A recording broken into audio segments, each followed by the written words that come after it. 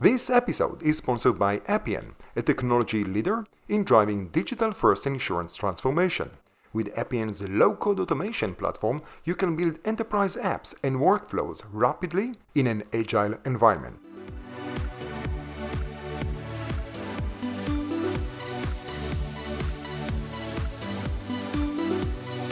InsurTech players were in many respects doing as being, I don't want to call them the blind men, but just a narrow perspective. And I said, InsurTech is the whole beast. It's all of the parts together. And the same with insurance. And I wrote a few articles talking about, InsurTech as being an elephant. And then it just built into the insurance elephant from there. And there you go. It's kind of a fun reference. But to this day, I think it is a meaningful one, even as we spoke, off listening, that InsurTech remains, and what insurance is still colored by what everybody's individual view or participation is. If you are in distribution in the United States, no, go ahead. I'm sorry. You don't necessarily consider that there are parallels or differences in, say, the UK or in the Middle East or in the GCC or in Southeast Asia. Yes, insurance remains the product, but the way it's done and the way it's perceived differs wildly. In India, maybe there's 2% penetration because insurance isn't trusted by the people and there's not an awareness. So the insurance elephant, if you look at global insurance, still comprised of a lot of pieces. It's just the beast is really big. It is. It's, I would say, it's huge. And the biggest problem, even within, as you said, you were with Allstate, even within the company itself, you have so many different silos, groups. The organizations are so big that you cannot be a master of the entire thing. Florida, a building collapsed. And when it comes to claims and engineering, your name pops up to me immediately. So as much as you can, what can you tell us about what happened there and how an insurance company needs to deal with that? Yeah, I can't speak to the exact cause because nobody can at this point. But what I can speak to is, is a frog in my throat. If the building was built 40 years ago and it was in the boom time of Miami, a lot of things being built, a lot of things being pushed through. And I'm not saying there was inadequate methods or anything else, but it's a concrete building in a saltwater area. You build it, and once the developers are done, they hand it off to a homeowners association. The homeowners association, they're all volunteer laypersons managing this very large 155 unit concrete structure. And, we Americans are great at responding, not so great at maintaining or anticipating, because that's a money thing. So they established the condominiums, they sold them. People bought units that now maybe are worth $700,000 on real estate market or $1 million, and there's 150 of them, and you've got the condo people taking care of the common areas. So over time, the physical property has to be maintained, but that costs money, and the unit owners have to contribute towards the common good, and that costs money. It's up to $700 a month now, and they conducted due diligence and had the place inspected. But if 3 years ago someone said, "Oh yes, things are degrading," and of course you could see them, anybody could see it, and we expect it's going to be $10 million to repair this. I did some math, and if each unit owner is spending $600 a month for taxes, $700 a month for homeowner association fees, and someone says we have to borrow $10 million, we're going to assess everybody $1,000 a month additional. There's going to be resistance because that's what humans do. That's what, oh my God, I can't afford that, or they might be absentee landlords renting the places out. So you've got the tension between what we know we have to do and are we going to do it, or are we going to kick the can down the road? Unfortunately, in this unique instance, it might be because they just didn't respond to it, or it might be just the nature of things collapsing. But the tension is between the insurance for the association and the decisions for the association versus all of the unit owners, which function their units as their own. You still need to have insurance for your unit, and people think, well, that's good enough. And I don't think beyond my unit to the big building that we sit in, right? That's that perspective thing. Why should I? All right. Why should I look at the better good or public health? There is my health and my immediate needs. Correct. And now, as time goes along, if you've built the building for 18 million in 1981 numbers, and now it's probably 60 million to replace. Well, we're not going to have a total loss. Let's insure it for 30 million for property damage for the common area, which is what they did. It's insured for 30 million. Well, I'm just throwing a dart, and I do estimating stuff all the time. It's 50 million is going to have to be spent to fix that building, and there's not enough money then. And you've got 60 units that have collapsed. People can no longer sell them. Even if they get an insurance recovery, they can't pay their mortgages off, and they can't recover the money because the units are gone. So you can see all these tensions at play, all of these conflicting places. So in the condo insurance world, you have the association that has to insure the common areas, the unit owners that have to insure their units for whatever they define a unit is, wall, drywall in or whatever. And you've got excess carriers, you got all these things. Who is the first mover? And now you've got lawsuits with who is responsible for what happened. And my fear is that even if there's recoveries made, it will get locked up in courts so that distributions don't happen for years, because the money will just be set aside because everybody knows there's not enough. And that's what we equate this is. Yeah, there's terrible human tragedy, God forbid. But even that's equated as, it's a liability. People are going to sue. It's an untenable situation. You've got the city that perhaps didn't do what they should have done. You've got contractors that perhaps didn't do what they should have done. You got the poor engineers who tried to do what he should do, but we don't pay attention to our doctors or our experts either. So it highlights, though, Gilad, in the condo world, people don't understand how insurance works. You buy your condo, you have 40,000 limit, but is that going to pay if you have a total loss?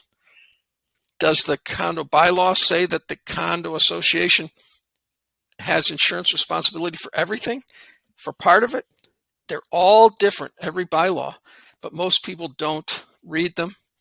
And most condo associations begin to, I don't know if pervert, the wording is a good one. They selectively interpret what the provisions of the bylaws say versus what they need to spend for insurance. And it comes down to, can we afford the premium? Should we put a claim in or force the unit owner to do it? I mean, it's just if an InsurTech really wants to dig into this, compile, like Cover Genius, compile all the bylaws for condos in a region or the country and have a repository of what they are, and then work to develop something that is a uniform bylaw product that is interesting. Yeah, it's and then there's tens of thousands of bylaws. Yeah, no, my mind is already starting to race about only what it means, to compile and to make sure that you have even something which is readable and you can understand, and from there do the financial forecast, and add to that the complexity of the different counties, states, and of course the municipalities and their bylaws and what it means. Because if in addition to all that mess, you had the bylaws of the HMO or any other association that you need to deal with. Yeah, that's... Let me give you another example that our good friend please do. Adrian Jones just brought out in social media yesterday. It's a claim with a leading insurtech Lemonade. Mm-hmm. Customer in Manhattan suffers a water loss. He's a condo. The condo association says, yeah, go ahead and put your claim in. We're not going to do it. So they put it in, and the carrier pays $400K. They then say, well, we want to subrogate against the homeowners association because of negligence for their water tank.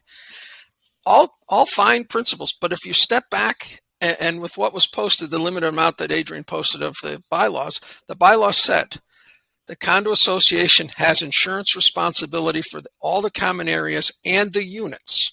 So in essence, in that small snippet, if it's correct, the condo association says we're going to have insurance to cover everything, all the insurable interest for everybody who's participating. So at that point, can the insured, the unit owner, truly put in a claim that will be covered because he doesn't have insurance responsibility? And if his policy says you're covered for your insurance responsibility, then, the carrier will pay. Now, Lemonade's good customer service company. They paid it. But I don't know if they have a position to go against the homeowners association because the homeowners association didn't perform. The unit owner didn't necessarily have the right to get insurance paid against it, but the unit owner was made whole. But now you got the crazy tension again of who is the responsible party, who should be paying this, and and then there's, to all the listeners out there, the crazy term waiver of subrogation, which means I'm signing up to buy this condo, but I will not tell you you're responsible from my insurance policy because that's what we're agreeing. We're not going to accuse each other of negligence legally.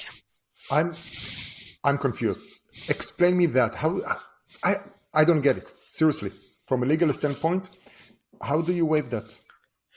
Well, it's very common in bylaws because you've got all of this collective of units living in a common area.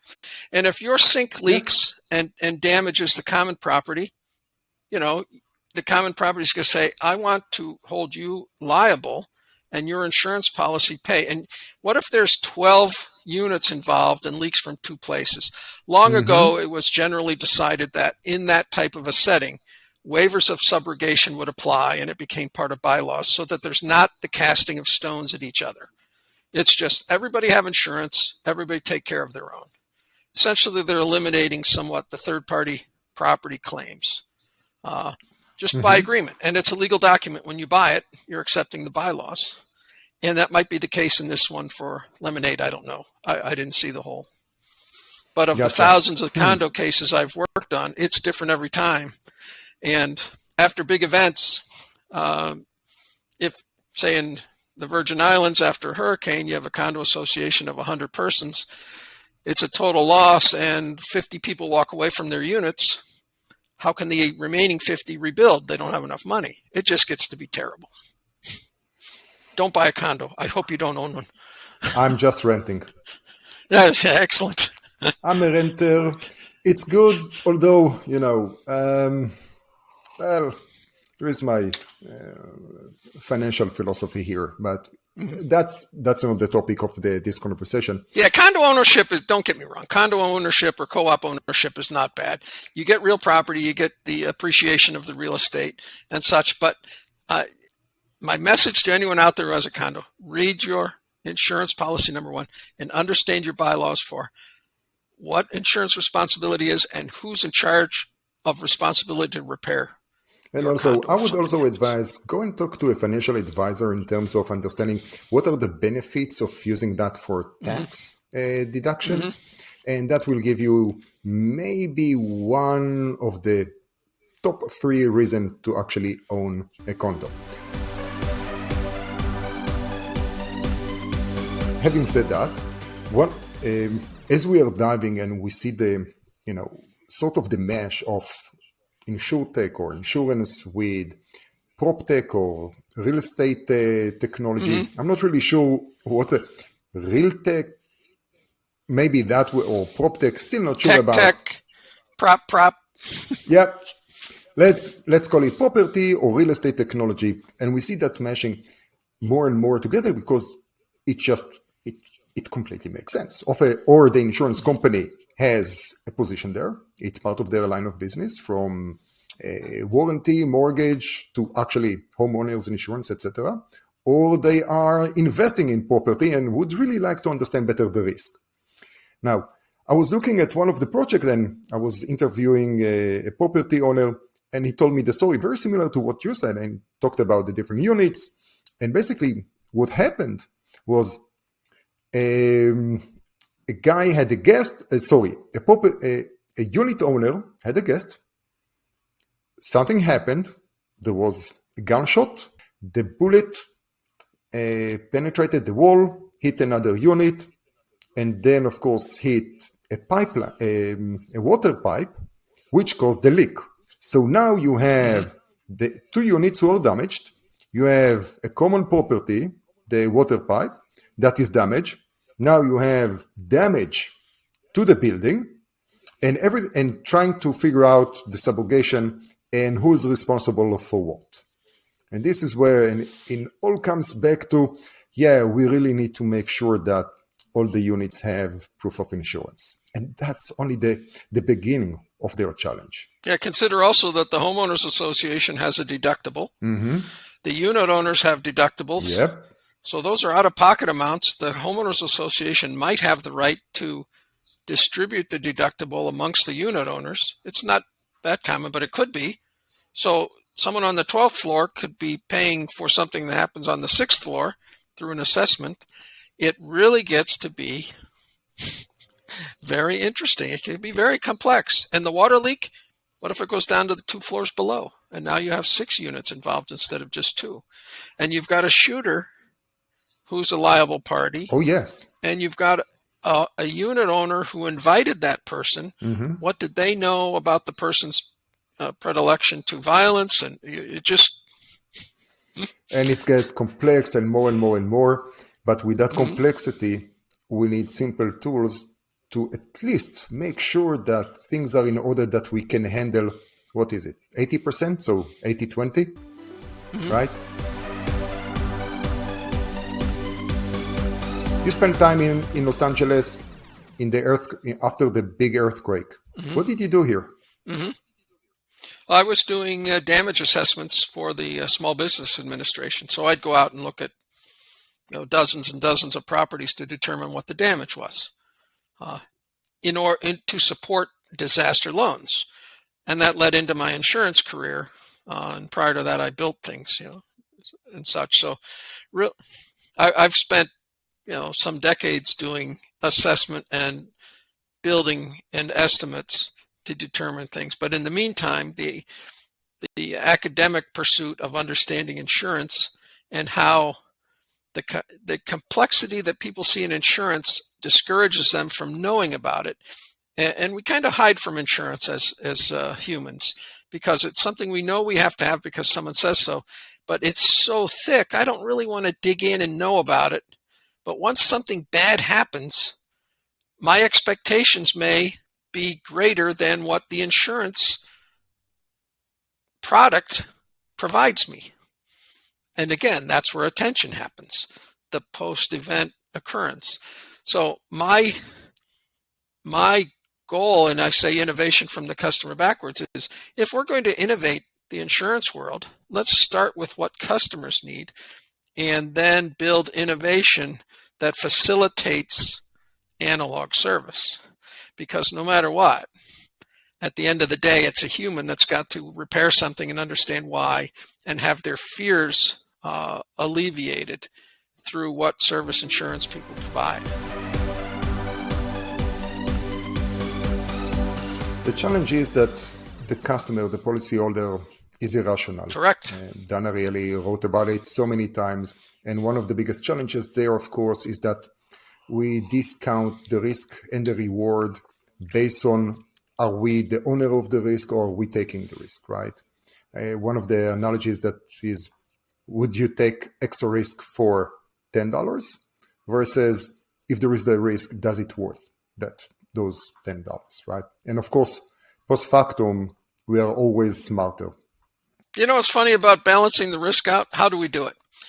We balance risk cost out by comparing carriers. And carrier A will do it for 1,000, carrier B is 1,010, and carrier C is 990. We see the product being a commodity, we're going to go with 990. And of course, the insurance companies differentiate their product by advertising it on price. 15 minutes, 15%, all this thing. So it really boils back to price, and that does not solve the irrationality that people have. It's just, that's like a marker to get you in the game. Demand is very elastic for most P&C products because if you add 5% to it, demand's going to shrink. It may not be by the same rate as you're increasing it, but that's how the insurance industry has created the market. And price is the driver. Price is the driver. Most of the people are price sensitive. They are not coverage, I would say, sensitive or understand what it means or coverage awareness. The majority, and every marketer will tell you that for the bigger incumbents, it's all about brand recognition. And this is why we see from Geico that used to have $2 billion, now they are like at $1.6 billion of marketing expense. You'll have Progressive at $1 billion and many others in that space. And you go like, why is that? Because, well, brand recognition. That's it. That's a player. The startups are doing a little bit, they need to do their cherry picking and need to optimize. This is when they're choosing their words a little bit smarter and not just to be a good neighbor or they know it all or something like that. They are trying to build their own brand and that catchy and stickiness. But we can keep that, to a different conversation if you like. Although I know, Well, what's interesting about the price and the underwriting, if you look at our friends at Lemonade in this particular condo unit, obviously Maya the bot may have been the underwriting person for this condo because condo insurance in the industry is like a step up from renter's insurance. You just have a dwelling component. But seldom do carriers say, okay, let's look at this property on 22nd Street in Manhattan. What is this customer's insurable interest in terms of insurance responsibility? And if someone had perused those bylaws and the bylaws said all the insurance responsibility belongs to the homeowners association, then it becomes, do you need whatever the coverage limit was? We know it's at least $400,000 because that's what was paid. It might, for all we know, be $2 million. But even a very clever innovator like Lemonade didn't differentiate that condo policy from any other by saying, let's look at the bylaws and see what really is that unit owner's responsibility. Maybe he only needs $50,000 in cover as opposed to a couple million, because the industry just doesn't look at it that way. And it should.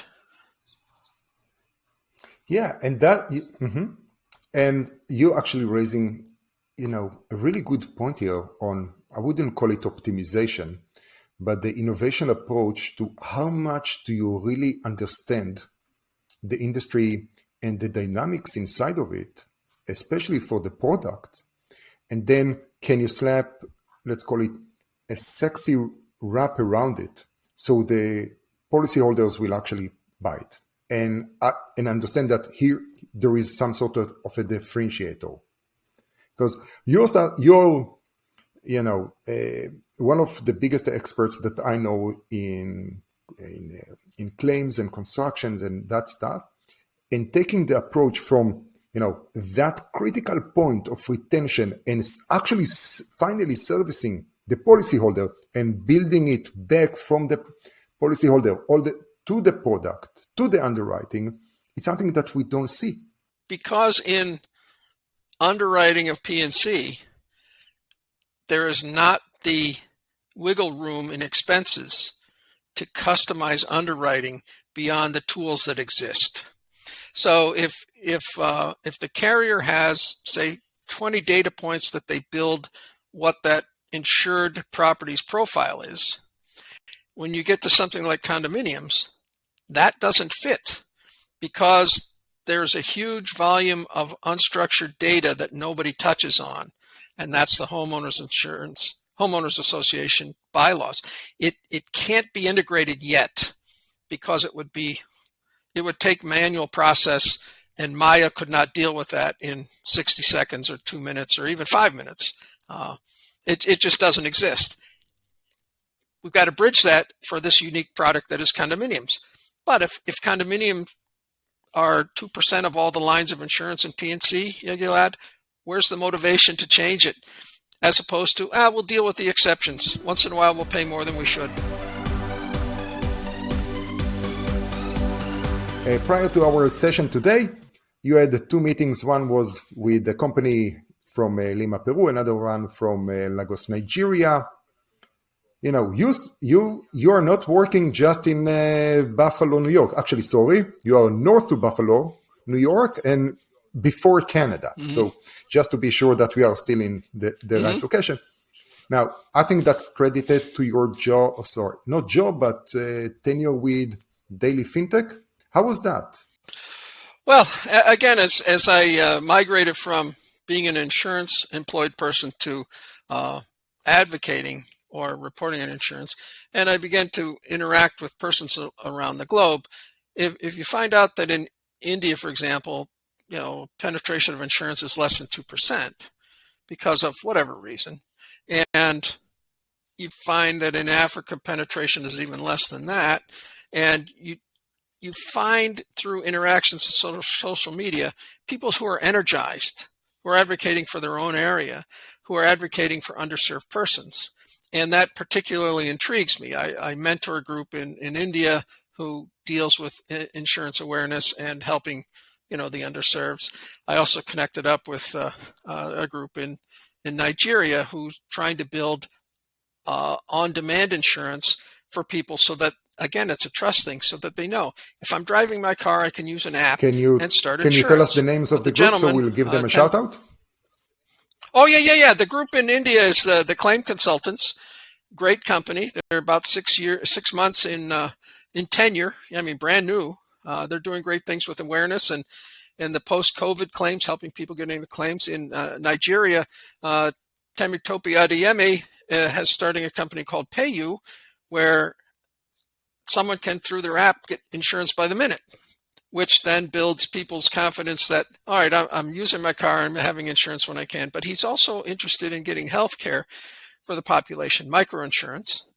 And then I spoke with Carlos Miguel Vidal in Peru. I just happened to come across, we connected, we spoke. He says, yeah, we've got this network of 2 million clients who are getting health insurance, telemedicine,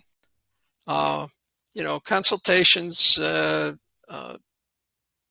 basic drugs, that type of stuff. But we're matching what they already were spending. We're just doing it more efficiently and broadening their exposure. So they're talking about this great tech in Peru, and I thought, that there's a population where you're dealing with the 75% that are the lower end of the economic spectrum. It's working well through networks. I wonder if connecting Carlos and Temi, because Carlos wants to broaden their base of what they're doing. They're thinking Colombia, Ecuador, Chile, Brazil, Mexico. I said, well, we'll jump across the ocean. We've got, 50 million plus people that Temi's trying to take care of. Have the two guys talk about it. And now, I don't like the word synergy so much, but there was a connection, and they could see where the tech could probably match. The economics won't match because the standards and all such are different, but getting like-minded persons in different countries would surprise everybody in how present that is, if that's a good phrase. We Americans look and say, insurance is American. It's Geico, it's whatever. Well, insurance is $5.5 trillion, and it's 1.3 billion in people in India that need it, 1.2 billion in Africa that need it, and 700 million in South America that need it. And insurance is the stepping stone to property ownership, wealth transfer, healthcare access, owning a business, all of those things, using a car. It's a fundamental piece that every economy needs. And you start to build the tide up, and all ships get raised. And so I'm very interested in making insurance available to underserved persons. I have 7 adopted children, 5 from South America, 1 from Latin America, and 1 from Korea. And I know the background from which all of them came. And it would shock we Americans of how these economies and geographies function, because that's what they've got. But it could be so much better with just a little bit of effort. You raise the barrio inhabitants by 5% across all of it. It's a huge effect. And I don't want to preach because I'm just Pat the Schmo. But all of these economies can benefit from comparing and contrasting their insurance products. And that's my point. Let's not just look at the U.S., Europe, UK, other areas. Let's see what can happen by bringing our fellows up who live in areas where the insurance is not that accessible. It's a big challenge, and part of it, and I talked about it with Hubertin as well, who is in Latam, is now in Chile.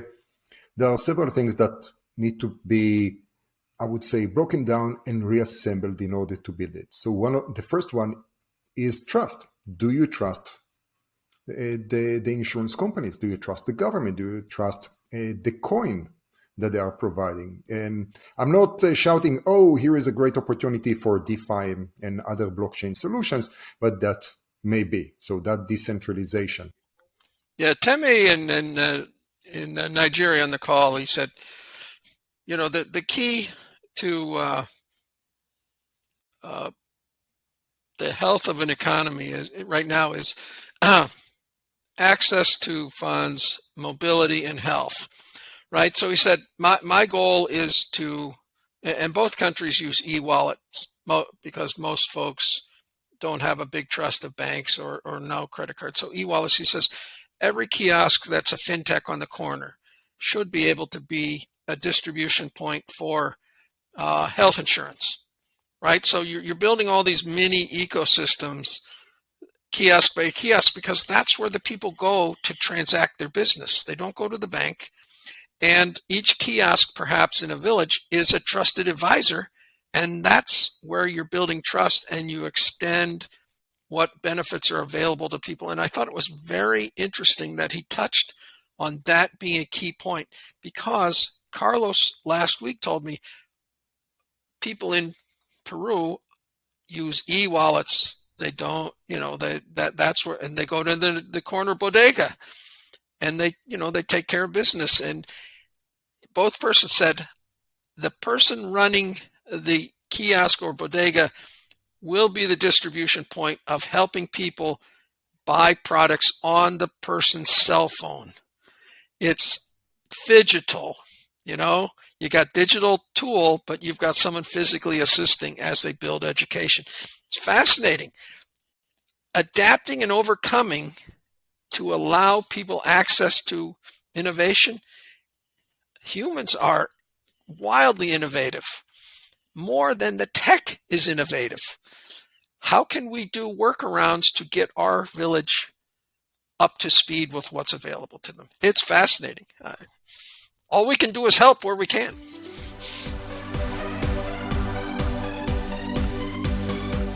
Oh yeah, H2M, great company. 85 years in business. It's an engineering and architecture firm.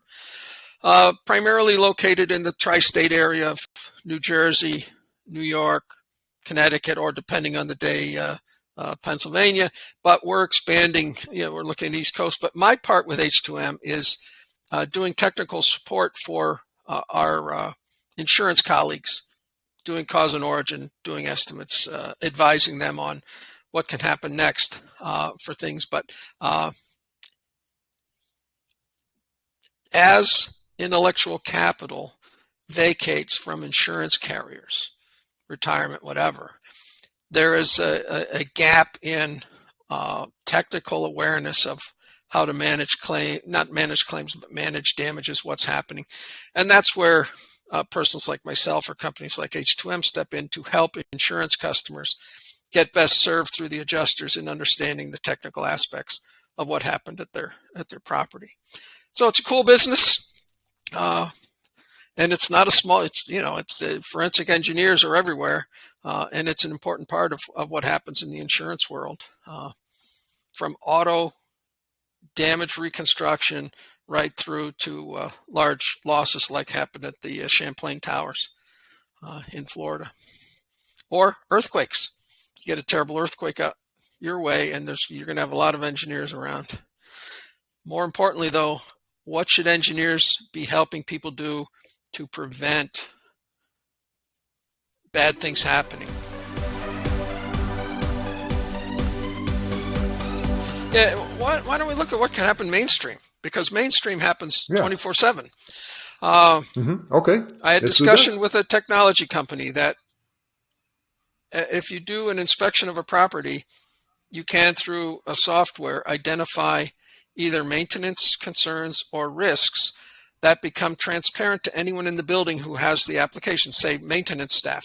All right, so now you say, all right, we've got these 6 pinpointed items that need to be maintained, or here are 12 known risks. Not that they shouldn't be there, but you need to be aware of them and act accordingly.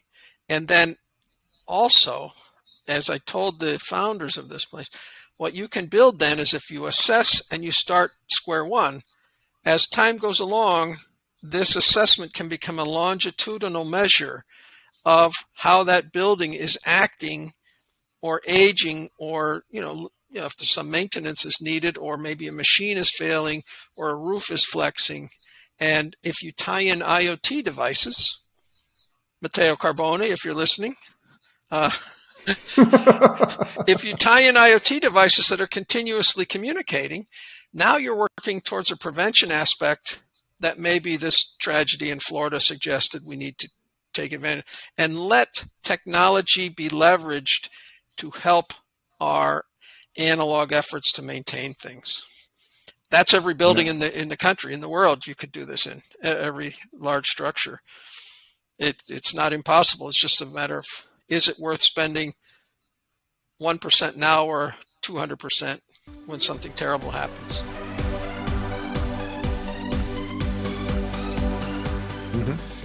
Now, I'm thinking that can be a great combination. So during ITC, and shout out to InsurTech Connect, and I hope to see all of you in October.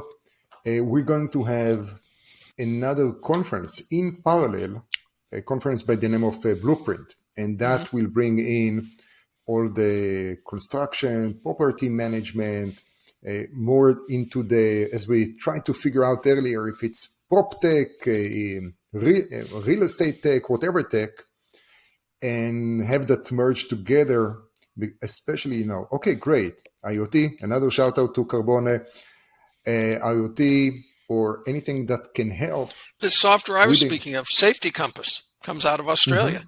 It's great technology. It's not complicated. It's just a matter of, let's do it. Let's talk about it at Blueprint, as a side issue. There's a lot of great things that aren't complicated to implement, and Blueprint would be a great place to get the ball rolling, as it's said. I give so much credit to Jay. He's dealing with all the things and trying at the same time to make sure that everyone is happy and everyone is engaged and excited, because what he and Caribou built over the years becomes such a habit that every year we are looking forward to be in Vegas and to meet everyone from the entire globe. And I can tell you that from what I've seen so far, there is so much excitement, and it may be bigger than 2019. But I don't want to set too high expectations. But that's not my job. I'm not disagreeing, because there's pent up expectations and hopefulness of the event, of what people will gain, who they're going to see, what you come back with. That it can only be a success. So a small trivia about Patrick Kelahan, the insurance elephant. He used to own a liquor store, but he doesn't drink.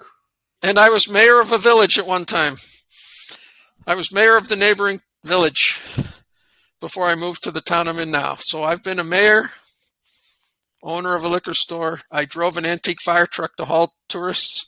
I've worn many hats, sir.